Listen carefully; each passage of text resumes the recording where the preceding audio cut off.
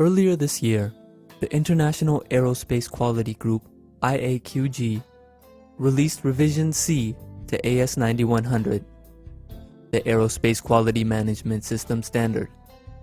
The revision marks the first major change to the standard since its initial release in 1999. AS9100 is based entirely on ISO 9001-2008, and it additionally tacks onto the aerospace industry requirements. These requirements were placed to ensure safety, reliability, and the quality of aerospace products. Based on the stakeholder input and the IAQG charter, the rewrite team had some key objectives. Incorporate ISO 9001-2008's requirement. Expand the scope from an aerospace standard to an aviation, space, and defense standard. Incorporate new requirements based on stakeholder input.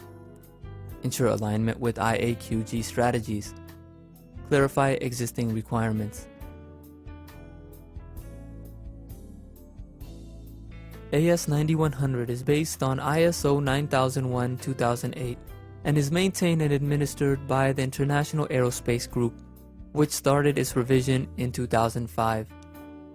AS9100C includes definitions for three important new terms: risk, special requirements, and critical items. Other critical changes to the standard involve quality manual relationships, risk management, customer satisfaction, project management, recognition of supplier quality data, and approval status of suppliers. The IAQG has already established a 30-month transition period for AS9100C.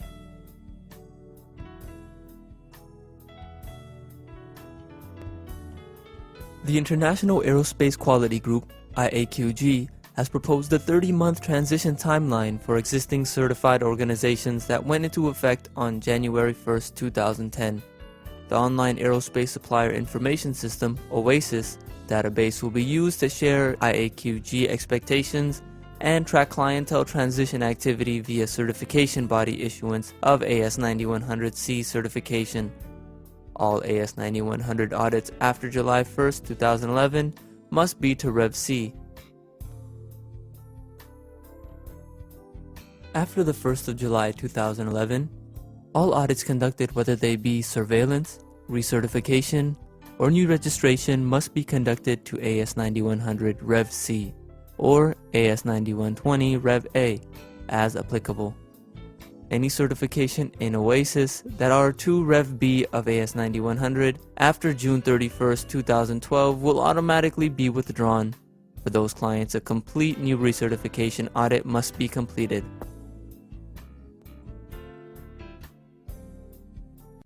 All aerospace certifications will expire, regardless of certification expiry date, if clients have not transitioned to AS9100C or AS9120A by July 1, 2012.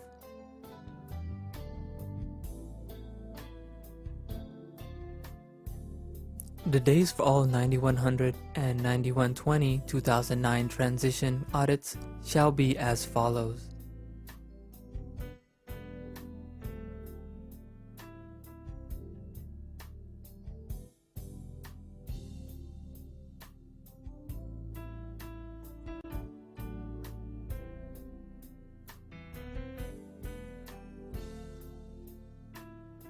For multiple site organizations, the transition during the existing audit cycle will vary. If you are a multiple site organization, please call ISA office for additional requirements. Organizations seeking certification to the 9100 or 9120 2009 AQMS standards must formally declare to ISA conformance to 9100 or 9120 prior to ISA conducting the transition audits.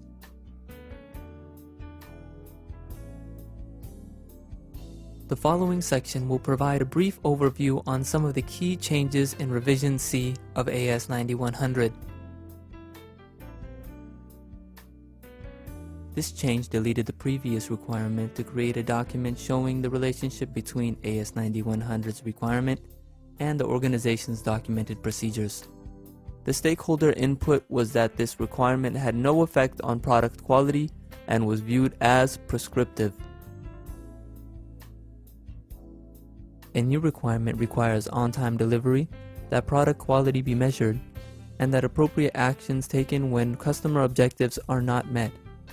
The evaluation of customer satisfaction shall include monitoring of product conformity, delivery performance, complaints, and corrective action requests. This requirement will establish a clear relationship between the QMS and organizational performance. A new requirement for planning and managing product realization in a structured and controlled way. Most aerospace products are complex and involve multi-tier partner and suppliers. Organizations will have a process to manage product realization to ensure quality and that schedules are not compromised.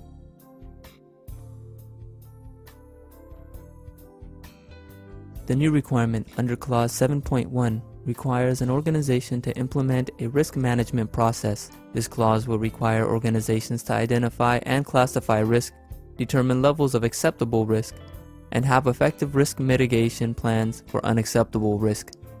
This requirement puts a focus on product risk during product realization.